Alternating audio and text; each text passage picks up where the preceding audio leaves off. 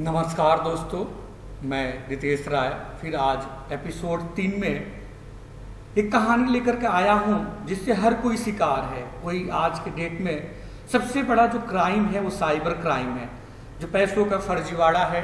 छोटी छोटी लालच दे करके, वो लालच पार्ट टाइम जॉब का, वो लालच सस्ते दाम पर महंगे सामान का, वो लालच घर बैठे। सबसे बड़ी बात है कि हर कोई चाहता है कम समय में ज़्यादा पैसा कमाना। कहीं उसके लिए कहीं नहीं जाना चाहता है, वो कहीं मेहनत नहीं करना चाहता है। बहुत कम समय में ज़्यादा पैसे कमाने के चक्कर में आजकल का सबसे बड़ा जो क्राइम है वो साइबर क्राइम है, जो जिससे हर कोई शिकार है। हर कोई, चाहे वो पढ़ा लिखा हो चाहे अनपढ़ हो, बहुत कम समय में ज़्यादा पैसे कमाने के चक्कर में वो शिकार हो जाता है। तो नमस्कार, आदाब, मैं रितेश राय, कहानी क्राइम की सबसे तेज मैं चैनल में स्वागत है। ये जो कहानी शुरू है उसमें 2 जिलों का और 2 राज्यों का बहुत ही इम्पोर्टेंट रोल है। कहानी में 2 जिले जो बात कर रहे हैं, एक तो आपका जामताड़ा है, झारखंड में आता है। दूसरा है नूह, जो है आपका ये आपके हरियाणा में आता है, दिल्ली एनसीआर का ही पार्ट है। तो कहानी की शुरुआत होती है 1200 किलोमीटर दूर रोजगार के तलाश में लोग जाते हैं। फिर वो वहाँ से साइबर ठग बन करके वापस आते हैं। वो पहले एक नौकरी करने के लिए एक हरियाणा का बंदा जाकर के झारखंड में ढाबे पे काम करता है। फिर वहाँ पे वो चीज़ें नॉलेज होती है, फिर वो यहाँ आकर के बताता है। फिर यहाँ के बंदे, जो हरियाणा के बंदे हैं, वहाँ पर जाते हैं। क्यों जाते हैं और कैसे साइबर ठग बन करके आते हैं और हमारे साथ किस तरीके से खिलवाड़ करते हैं, इस कहानी में आपको पूरा देखने को मिलेगा। इसीलिए इसका जो है हेडिंग है साइबर क्राइम, हर कोई शिकार। एक मेवात क्षेत्र है, ये नूह जिला, जो मैं 2 जिले की बात कर रहा हूँ, एक नूह जिला है, दूसरा है जामताड़ा। ये पहला, इंडिया में पहला सबसे ज़्यादा साइबर क्राइम यहाँ पे है। दूसरा है जो आपका नूह जिला, सबसे ज़्यादा जामताड़ा या फिर नूह जिला। जामताड़ा है वो झारखंड में होता है, ये मेवात का एरिया है, हरियाणा का एरिया है। ये कहानी की शुरुआत होती है अरावली की पहाड़ियों से, जहाँ पे खनन का काम है। अचानक 8 साल चलता है, उसके बाद उस पर पाबंदी लगा दी जाती है। अरावली की पहाड़ियाँ जो भी दिल्ली एनसीआर में रहते हैं, सभी ने देखा है।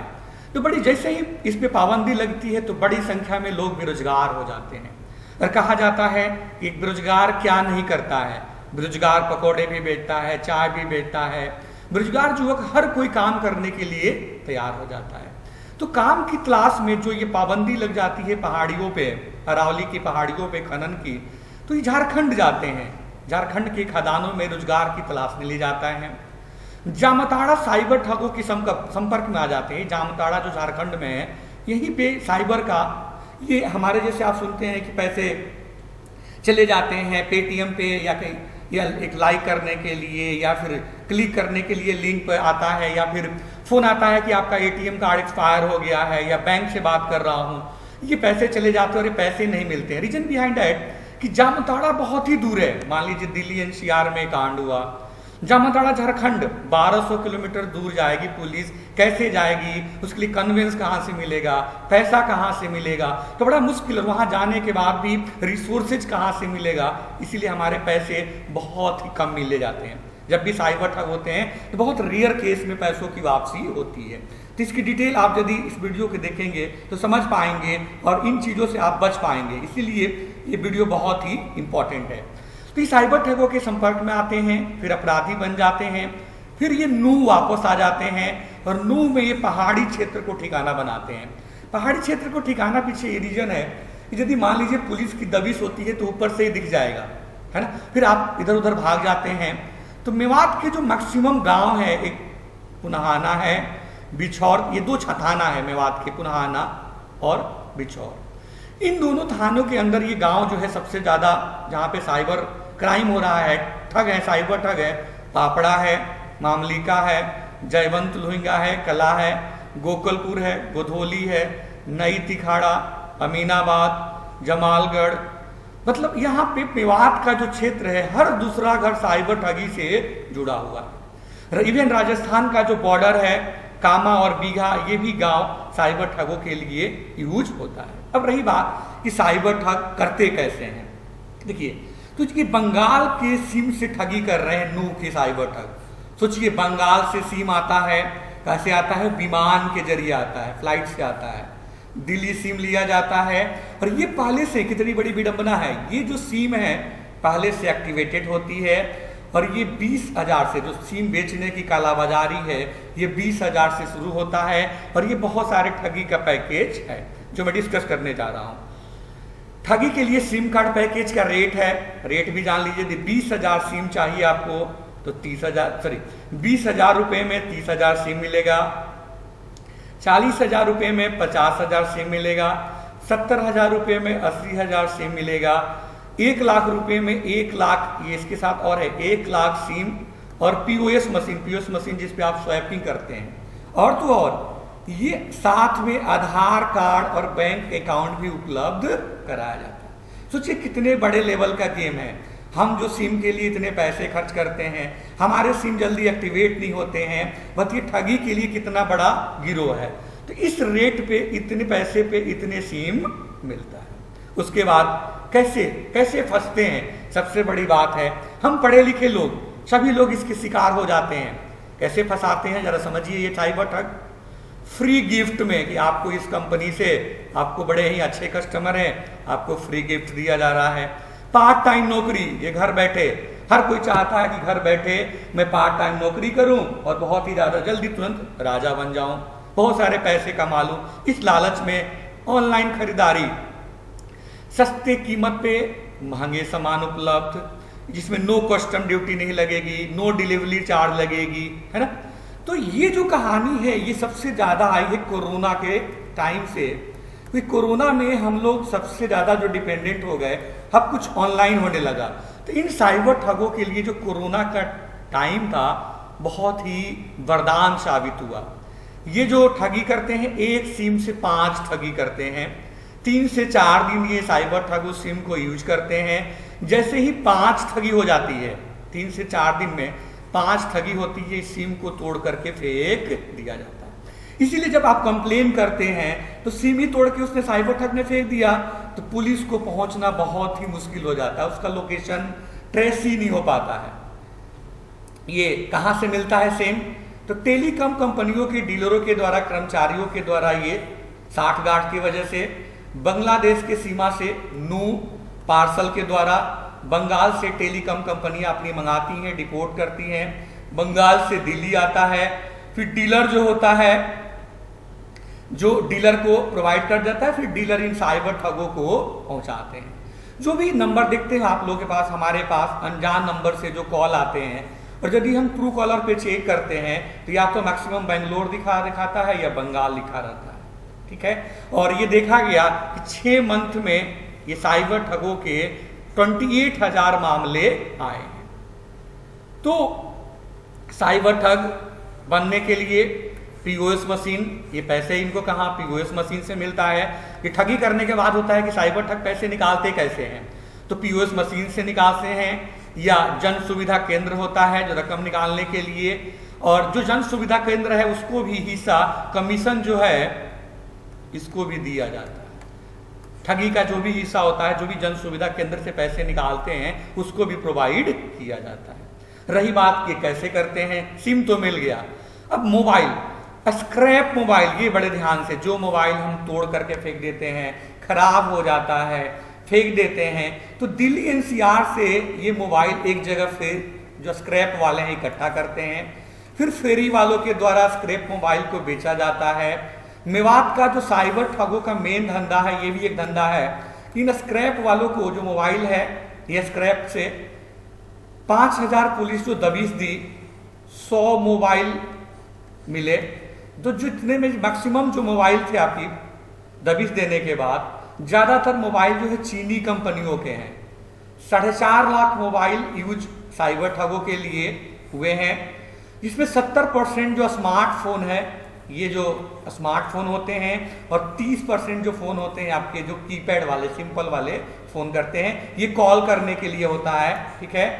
और जो भी पैसा होता है रकम साइबर ठगी या तो अपने अकाउंट में लेते हैं या फिर एजेंट के खाते में देते हैं, मंगाते हैं और फिर से उसको कमीशन दे करके अपना काम कर लेते हैं।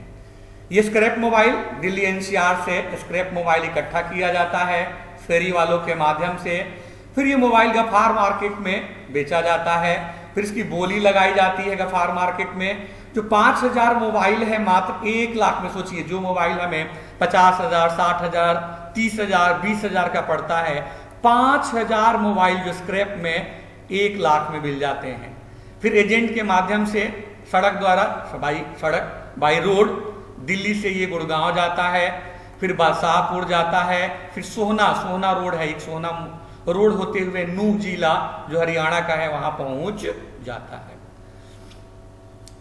पुराना जो मोबाइल है आपका, जो पुराना मोबाइल होता है उसको भी यूज करते हैं। पुराने मोबाइल के आपके और खतरनाक होता है जिसका निजी डाटा भी निकाल लेते हैं। उन निजी डाटा से आपके रिलेटिव को फोन करते हैं और उससे आपके और पर्सनल डाटा को यूज करके ये लोग और ब्लैकमेल करते हैं। ठग पुराने स्मार्टफोन खरीदकर ठगी के बाद उनके, देखिए किस लेवल का गेम है, उनके पुराने पुर्जे जो आपने बेचा स्क्रैप है उनको भी जो साइबर ठग पहले ठगी करता है, ठगी करने के बाद फिर उसके रैम और स्टोरेज को क्या करता है, अलग अलग बेच देता है। अब रही बात की भाई पकड़ में क्यों नहीं आ रहा है, तो जो ये साइबर ठग किस लेवल के खेम है कि ये पुलिस की भी जासूसी करते हैं। ये क्या करते हैं कि थाने से बाहर जो भी थाना है 5 से 10 गाड़ियां में जैसे ही पुलिस दबिश जाने के लिए जाती है तो अपने ये 18 साल से कम उम्र के लड़के, जो नाबालिग लड़के हैं, जो बहुत गरीब परिवार से बच्चे हैं, उनको ये जासूसी के लिए रखते हैं। वो चाय की दुकानों पे बाहर बैठे रहते हैं, जैसे ही देखते हैं कि 10 से 15 गाड़ियों में पुलिस निकली है वो बताते हैं बड़ा कोड वर्ड की मौसम खराब है। देखिए किस लेवल के साइबर ठगों का दिमाग है। सभी के पास एक ब्रॉडकास्ट मैसेज, एक साथ जितने भी साइबर ठग है सबको एक साथ ब्रॉडकास्ट मैसेज जाता है कि मौसम खराब है। उस कोडवर्ड में जैसे ही जाते हैं सारे साइबर ठग अपने घरे पर वापस चले आते हैं। फिर ये अरावली की पहाड़ियां हैं, उसी के बाहर आपके मुखबिर बैठे हैं जिनके एज 18 साल है, वो नाबालिग है।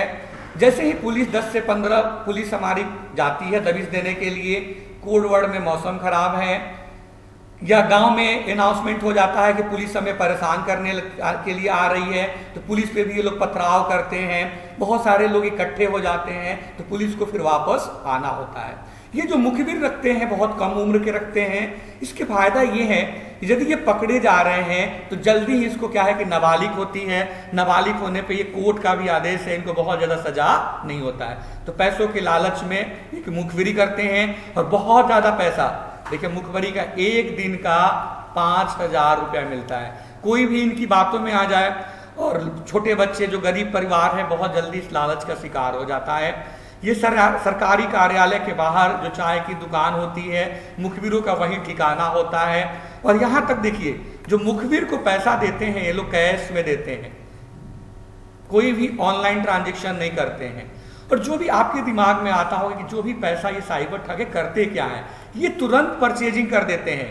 यदि ये पकड़े जाते हैं तब भी इनके पास पैसा नहीं मिलता। अभी 3000 पुलिस ने एक साथ, जिसमें लोकल पुलिस को शामिल नहीं किया गया, इसलिए नहीं शामिल किया गया कि हो सकता है कि उनको खबर मिल जाए।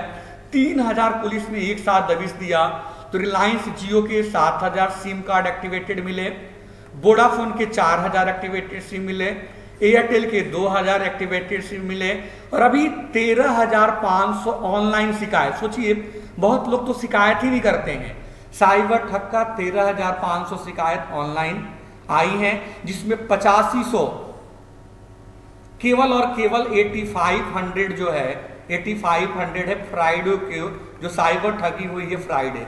तो साइबर ठगी के जो शुक्रवार के लिए बहुत शुभ दिन माना जाता है। ऐसा नहीं कि और दिनों साइबर ठगी नहीं करते हैं या और दिनों अपना काम नहीं करते हैं, बट ये चोर हैं जो गलत काम करता है वो अपना एक दिन बना लेता है।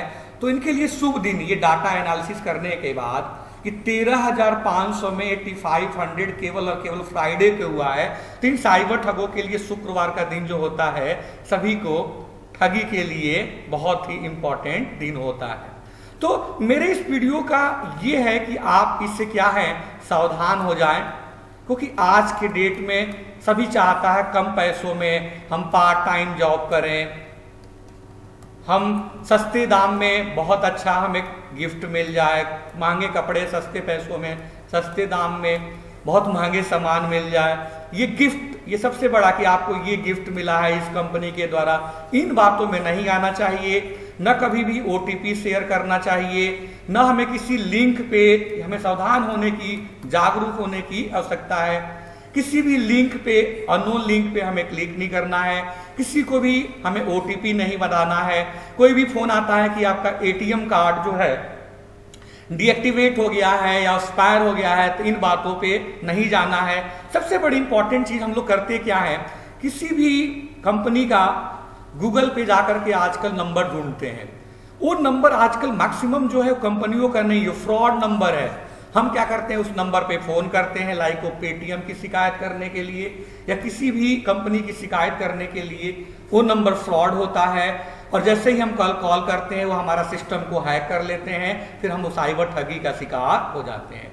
ये जो डाटा मैंने आपको दिया है, जो भी डाटा है, जो भी ये बहुत ही रियल डाटा है। इसमें दैनिक जागरण की एक टीम है दिल्ली NCR की, इन्होंने वहां पे रह करके दैनिक जागरण की जो बहुत ही फेमस, बहुत ही ये जो अखबार है दैनिक जागरण की बहुत ही फेमस खबर अखबार है, इसके क्राइम के रिपोर्टर है दिल्ली NCR का प्रवीण विक्रम सिंह। बहुत ही ईमानदार और बहुत ही सटीक, ईमानदार और सबसे सटीक कलम के बहुत पक्के ये दिल्ली NCR में क्राइम की खबर को रिपोर्ट करते हैं। तो इन्हीं का डाटा का एनालिसिस करके इन्होंने 7 दिन तक, 7 दिन तक पूरा यहाँ पे एनालिसिस किया, खुद जाकर के हर चीज को देखा, मॉनिटर किया और वहां से डाटा लेकर के मैंने इस वीडियो को और भी डाटा जहां जहां से मिल सकता है मैंने प्रोवाइड किया है। तो आप यदि प्लीज मेरे चैनल को बाय रितेश राय, क्राइम की कहानी सबसे तेज by Ritesh Rai, like and subscribe करिए, सो डैट तो आपको और भी न्यूज लेटेस्ट मिल सके। Okay, thank you.